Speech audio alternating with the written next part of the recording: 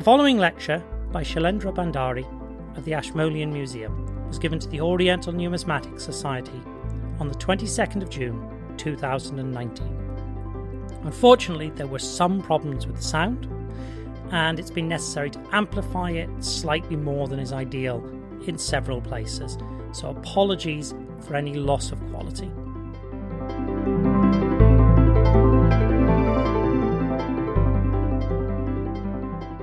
Okay, so welcome to the second half, and I'll try to keep you all awake after this lovely walk in the sunshine.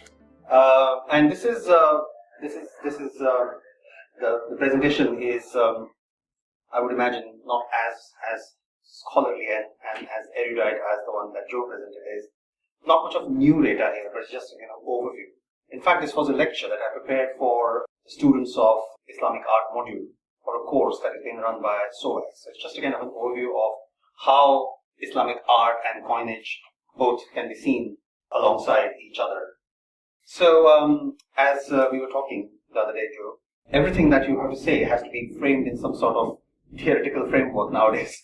So what exactly is coinage and art in numismatics is all about? Because that's a very specialized area of looking at art in its right context. So coins basically are, as you can imagine, specialized objects, and they circulate as money, and they also have many non-monetary uses, because coins are, can be used in jewelry, can be, parts of it, various uses which are not exactly kind of anthropological work on the kind of messages that coins could.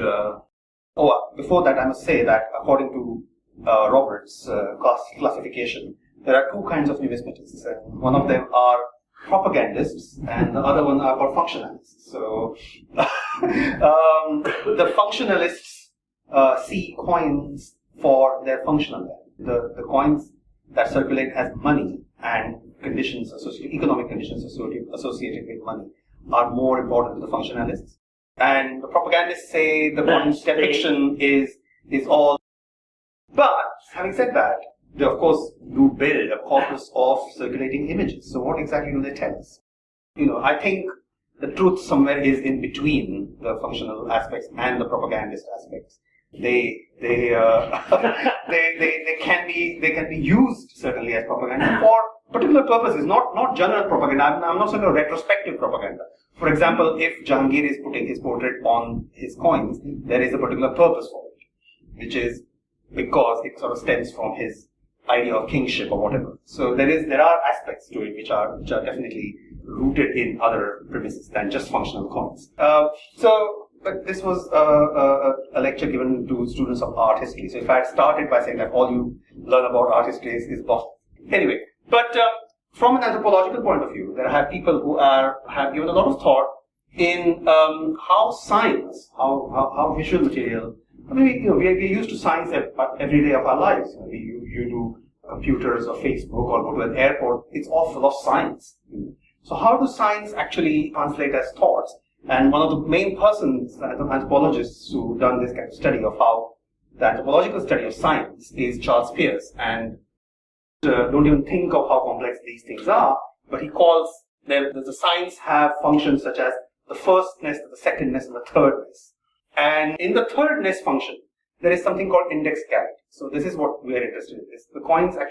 The signs actually make you understand in a compact indexical way that this stands for something. So if you see a silhouette of a man, that stands for a toilet or something like that. So in its proper context.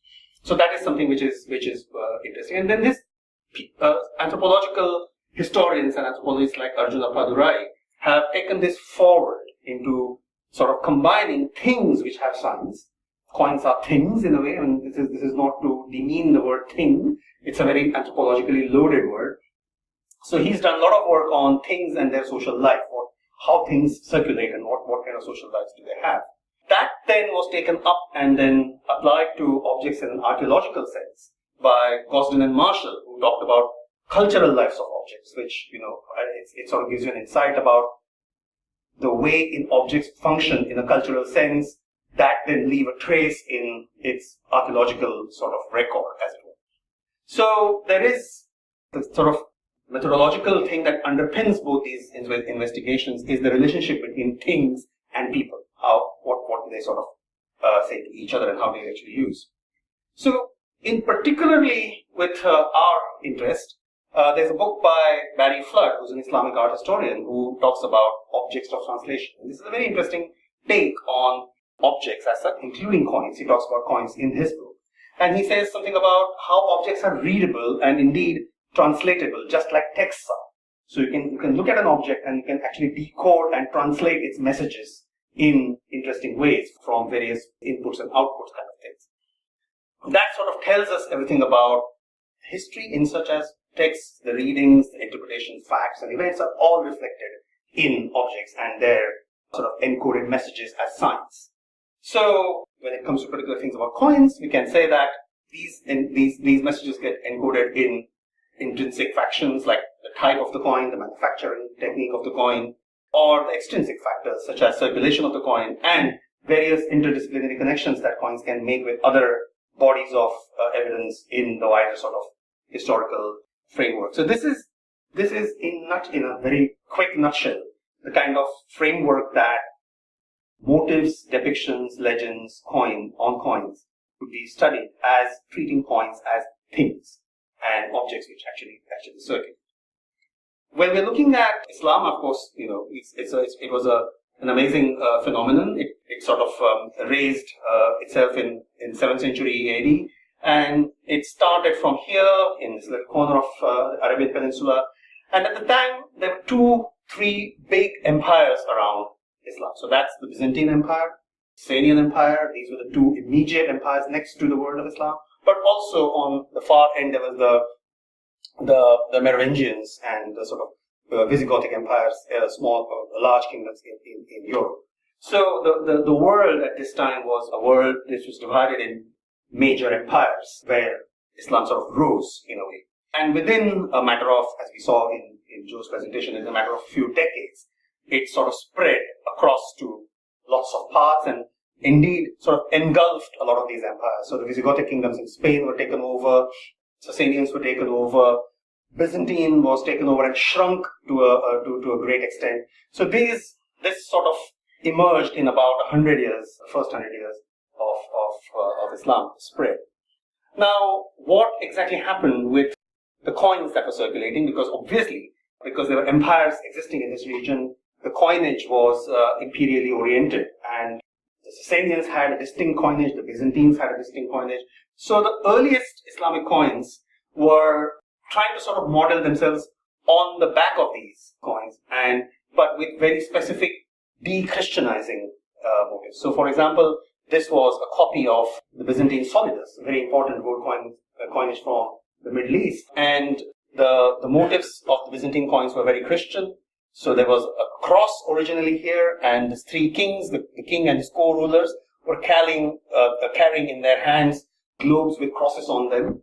And when the early Islamic rulers sort of imitated these, they de-Christianized it by actually making the cross different and also removing the horizontal bars from the globus procedures in the hands of these 3 Byzantine kings.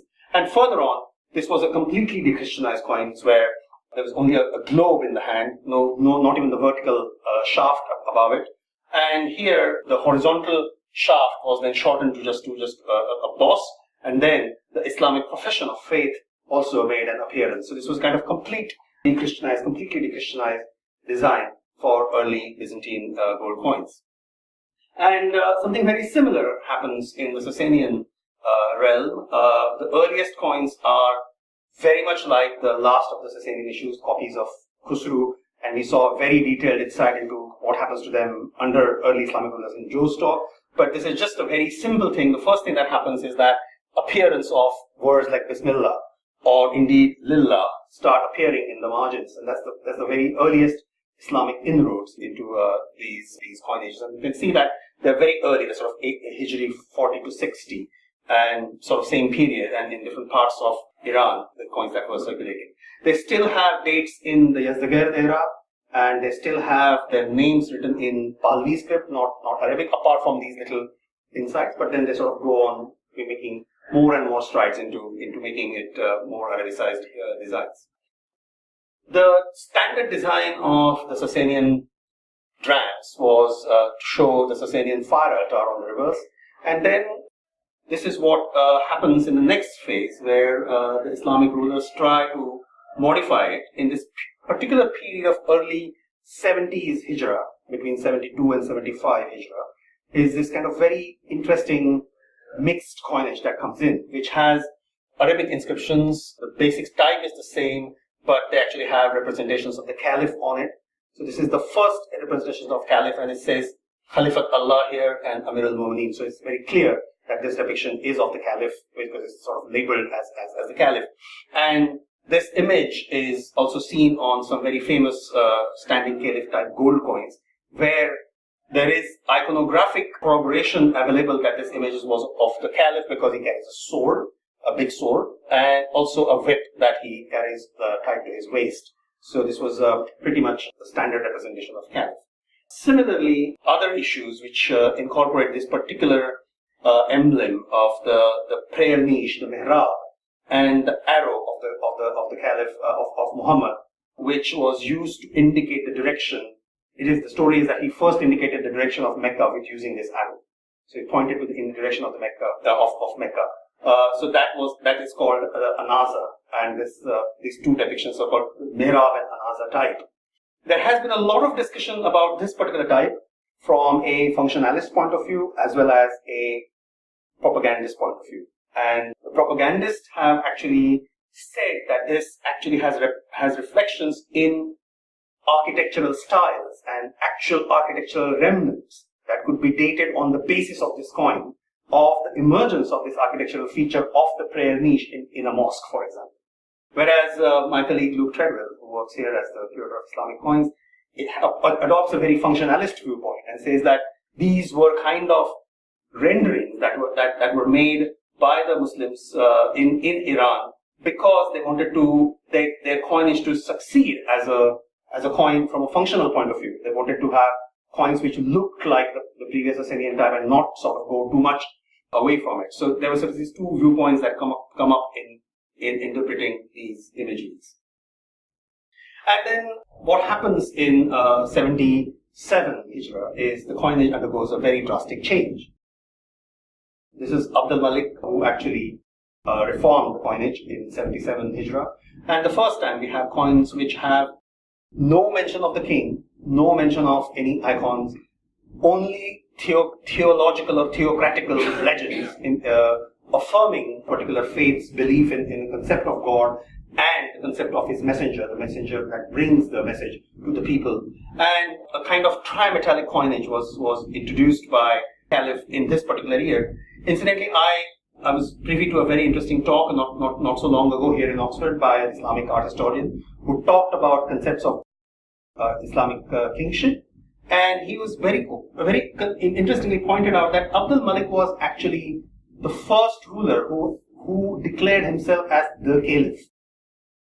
All the other caliphs before that are retrospective recognitions. So even when the first four caliphs, which are Umar, Abu Bakr, Usman, and Ali, were treated as caliph only retrospectively.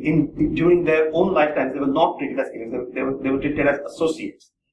And the only person that the Quran actually mentions as caliph before al-Malik starts describing himself as caliph is the Prophet David. So the Quranic idea of who the caliph was, original God's representative was actually Dawood. Who's David. So very interesting sort of ideas emerging at this time. So this is regarded as a kind of a changing kind of paradigm shift in Islamic coin design. From here onwards, large amounts of Islamic coinage, large numbers of Islamic coinage were only epigraphic, and they did not have any icons on them. But that was not, of course, the rule, as we shall see. So very theocratic coin. In the center on the obverse, we have something called Kalimat al-Tawhid. And it says there is no God except Allah, and He is one, and there is no partner to Him. Similarly, in the margin, there is the 9th surah of the 33rd surah of the 9th book of Quran, which is called Surah al-Tawbah, the prayer of repentance. And the repentance is all about recognizing that Muhammad is the messenger of Allah and he's been sent with a message. And that message is to guide him with divine providence to make a particular faith prevail over the rest of the world. And it's a very interesting clause in there saying that although the polytheists might hate, so all the people who were around who were polytheists were actually sort of warned of this kind of messenger coming along. Similarly, here in again sort of reiterating the oneness of God, a very monotheistic religion profession here with the Surah Al-Ikhlas in the center. Is Allah is one, He is eternal, He is absolute, and He is not begetting and He cannot be begotten. And in the margin there is the inscription where this particular coin was struck in a particular year. So there's no mint mentioned at this time, but gradually the mint sort of makes an appearance. So by and large, as I said, Islamic coinage remains sort of an iconic, but there are interesting shifts that one sees, and one of the most interesting shifts is the coins of the Turkoman Atabeks who were in the Jazeera or the Mesopotamian part of the Middle East. And there is a very interesting phenomenon that happens here, that they seem to take motifs from past circulating coinages and then they sort of adapt it onto their own coins. And what exactly was guiding the choice of these copies is not really known. For example, this is the Cartouches, and they have Christ Pantocrator, which is copied from Byzantine coins. Similarly, this is the Zangids in Syria, and they are copying again this design from Byzantine coins. I'll show you in a minute from where these inspirations are coming from. But these coins were by and large contemporary to these guys. However, there have been instances where they copy stuff from really ancient coins as well. And for example, this is a very famous depiction of Constantine the Great looking skywards, apparently in anticipation of the vision of Christ that revealed him that he should adopt the new faith. And that's 4th century. And this is, in fact, Seleucid. This goes back to about 2nd century BC. So obviously, these coins, the motifs that these coins were copied from must have been in circulation somewhere in the realm, unless these kings were actual coin collectors. We don't know where they actually had this inspiration coming from. But it's a fascinating. I tried to find out a lot about what is the exact connection between why these kind of motifs were remaining in circulation. And not a lot has been done about it. I mean, there are books. There is an excellent book, a catalogue with William Spengler and Bill Sales about what the motifs are. And there are sort of insights in the book where some of these motifs sort of find parallels in. But there is no real connection of why exactly this was happening. And some of these are the numismatic inspirations. So, for example, this is the coin of Constantine the Great looking skywards. Similarly, the coin of Antiochus VII from Seleucia, the Christ Pantocrator on Byzantine copper coins, and this is that particular sort of two-figural depiction on the coins of Byzantine Queen Theodora that we see. And these are all copied on the Turkoman coins. So when the art of the coins was basically confined only to calligraphy, we obviously come into the realm of inscriptions and legends and calligraphy as the art of the pen into this. So the Kufic form of Arabic writing, which was the earliest and the most minimalist form, obviously makes the earliest appearance on the earliest Islamic coins. But then there are lots and lots of variations, styles that were found. There is Naskh and its variations such as Thuluth, Rika, Muhakkak. There is Nastal'iq, which I'll exemplify later on, which are hanging and rounded letters.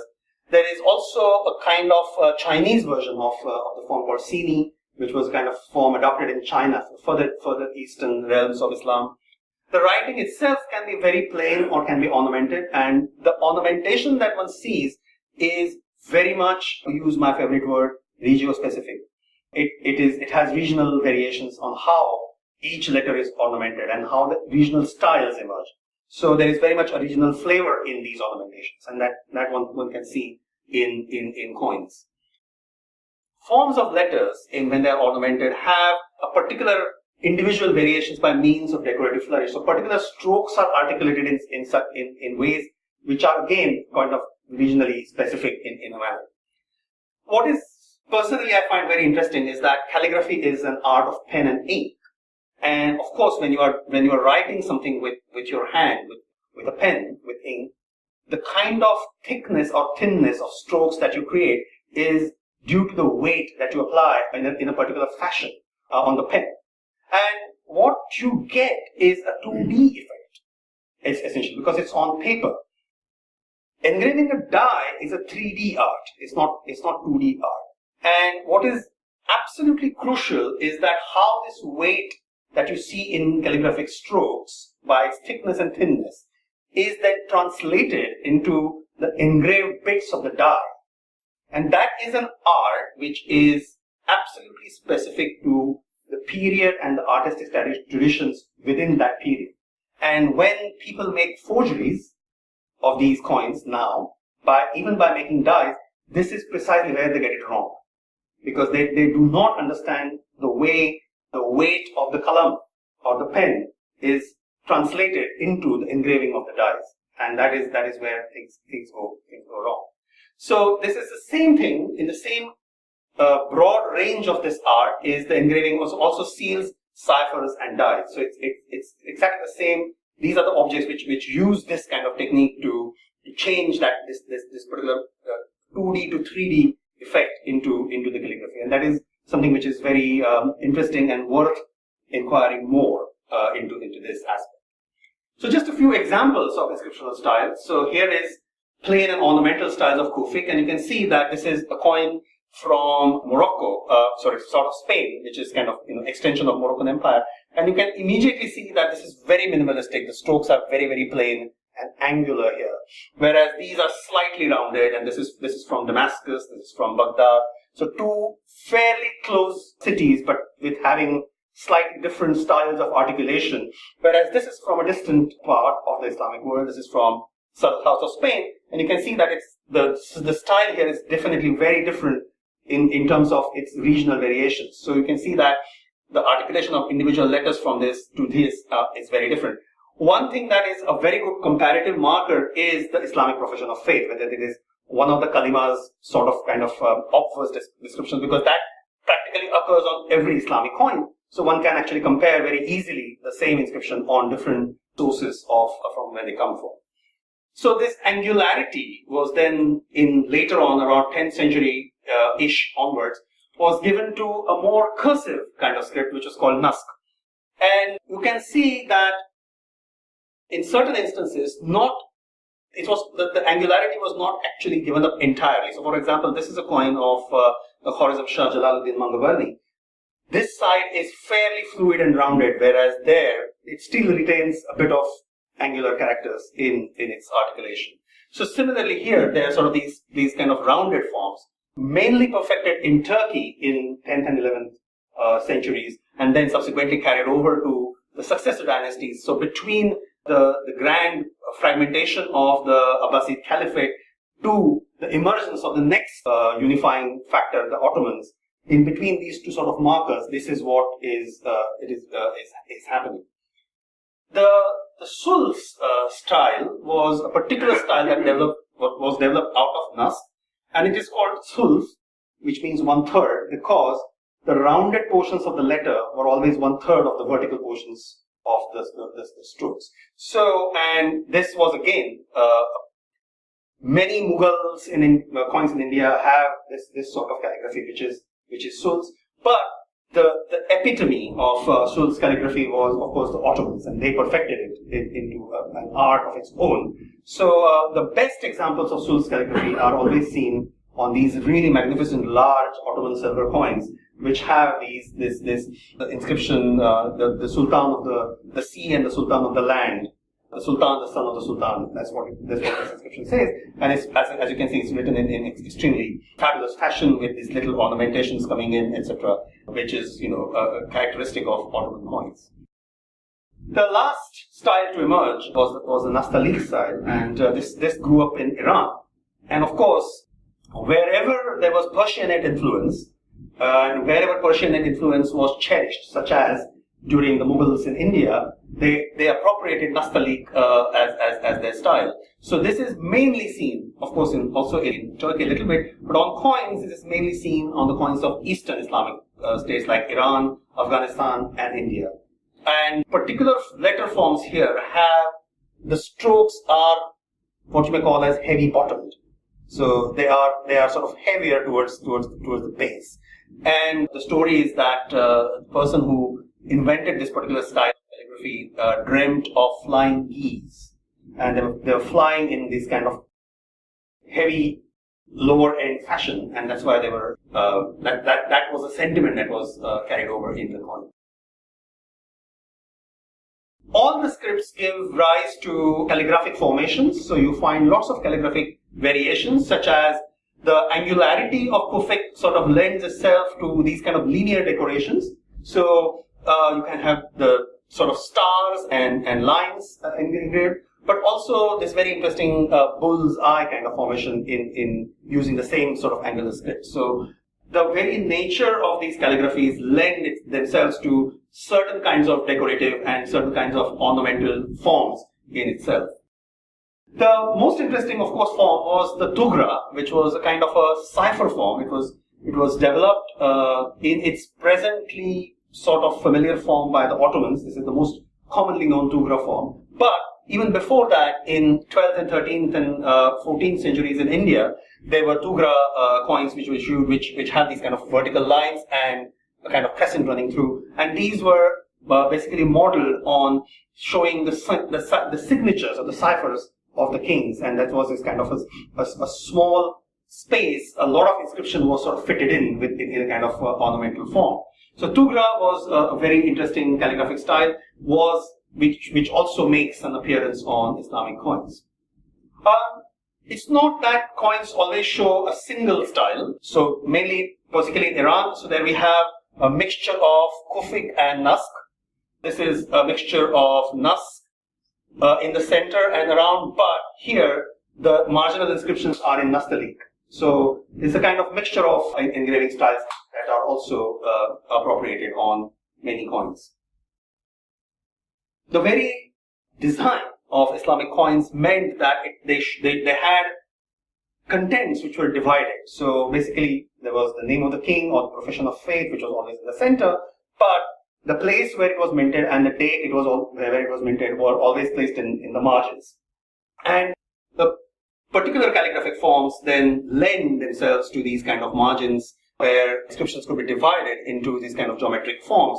So very common forms such as the six-pointed star or the pentafoil that one sees, which is used to actually divide these inscriptions in interesting and artistic manners.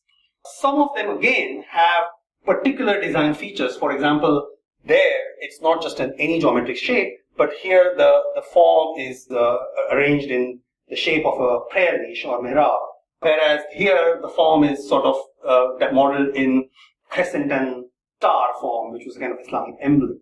So emblematic variations, not plainly geographic variations, but emblematic variations using these kind of characters are also known on coins. That's an al-Khanid coin, and this is Rasulid from the southern tip of the Arabian Peninsula, the Yemeni area. So not just geography, not just geometry, but also certain architectural and religious kind of associated features were also shown by modeling this into various calligraphic forms. There are, of course, lots and lots of artistic parallels. So here we have a coin of the Artukids, as we talked about, and there is this kind of interesting lion and sun motif, the Shero Khurshid, two lions and the sun in the center, and you have pretty much the same design without the sun, but the sort of two juxtaposed lions on a bronze artifact, a mirror handle from the Artukid period from the same region. So, of course, you can see that these two designs were actually drawing parallels and inspirations from both these kind of disparate objects. There are more interesting parallels. For example, these are Artukid coins which show the zodiacal depictions. These are probably the world's first zodiacal coins. Indian collectors know zodiacal coins only of Jahangir, but these are probably the earlier sort of zodiacal, and they have not just zodiacal signs but also other celestial beings, such as that is the depiction of the god of Mars, god of war, which was Mars, and it shows him like an irate sultan carrying a beheaded head of his enemy in his hand. And so long, this is also a Sagittarius depiction, which is a very kind of strange kind of chimera, has a lion's body, a dragon's tail, and a man's forefront who's actually shooting his own tail with a bow and arrow. But precisely the same depictions are seen in almost contemporary manuscript art. So, for example, this is what you see from this famous Egyptian manuscript called Ajaib al-Makhluqat, the Wonders of the World manuscript. And this is precisely exactly the same depiction that occurs. And here again, this depiction of the Sagittarius coming from another Islamic manuscript, exactly at the same time. So again, these imageries, there is also parallels in bronze, in containers, in various sort of decorative forms that one sees here. That I've not chosen, but there is a whole range of objects that have parallels in depictions between coins and the other sort of objects. You can find clear comparisons between architectural motifs as well. So there is the Islamic profession of faith, the Shahada or Kalima, on the Qutb Minar in Delhi. And this is the coin of Iltutmish, which was more or less sort of closely follows the construction of the Qutb Minar by Qutbuddin Aibak in early 13th century. And you can see that the way the letters of the Kalima are articulated, La ilaha illallah Muhammadur Rasulullah, practically in the same fashion. Although here they're sort of divided into two lines, whereas here it's in the same line. But that kind of parallels one can immediately find in sort of monumental engraving. So you can see that the actual art of engraving, the actual art of calligraphy manifests itself in different 3D, 2D, infused, raised, various forms, but the style is pretty much sort of more or less comparable. More examples of this sort of art. So this is a Tugra from the V&A Museum, Bengal, an example of very similar art styles from coins of Jaunpur and a coin of Bengal Sultans. You can see that even the fact that these strokes sort of go broadening towards the end and they have these little sort of touches like flags, even they are sort of modeled up in here. So these are these kind of little touches of flags. So pretty much the same artistic style in terms of drawing parallels. Lastly, this was not all about actually creating a kind of a parallel story in terms of how calligraphic art is transcribed.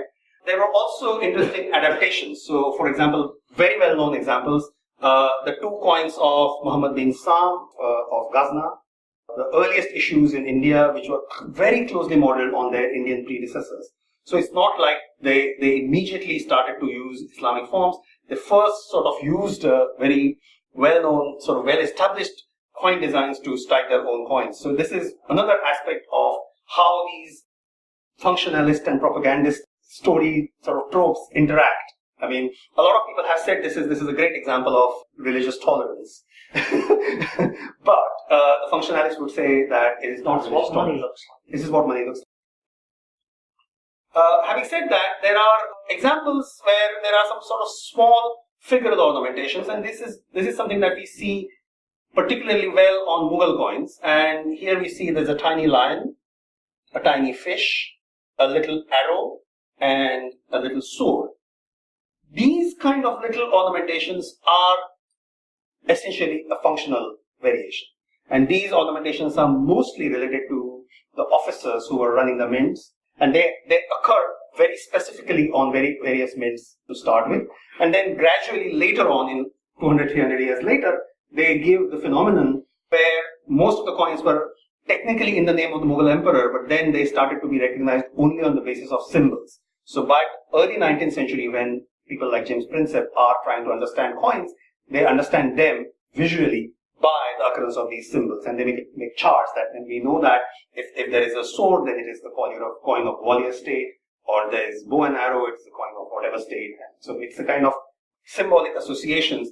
The origins of those kind of associations are in these early coins of the Mughals, where these symbols performed a particular mint function that they were actually symbols of the engravers or the ateliers or atelier runners, or indeed particular mint masters under whose command the mints were run. Lastly, there were coded messages, and this is a very interesting example of coin of a particular mint, of a particular king, struck in a particular time. So this happens only at this time with this mint and with this king. And this was a time when the King Jahangir was carrying out a campaign against Nizam Shahi Sultanate in the Deccan. And they have these very interesting depictions of, first of all, some of the coins have a hawk, which is kind of sitting on one of the ornamentations as a perch. So this is the Kalima side, and there's the hawk. And on the reverse, as if he was hiding within a thicket, there is a little bird that hides within these letters. So there is a kind of a thing going on here. On some of the coins, the hawk has now been shown in a striking position. This is the way, the hawk is this way, only when he is driving to catch a prey. This is the swoop of the hawk. The bird's sort of still cowering in between. And on the third coin, the hawk is still sort of almost, with his talons outstretched, the bird's gone. So, whether this was intentional or not, we don't know. But there is certainly some sort of, I'm sure there was no narrative that one can see that the hawk's looking, the hawk's striking, the bird's being eaten, nothing of that sort. But having said that, the hawk is definitely the Mughals and the bird cowering is definitely the enemy. And that there is no doubt about. So this was a kind of a little glimpse into numismatic art and art in the Islamic world in the wider sense. I think I must stop here right on time, which is I'm very happy about.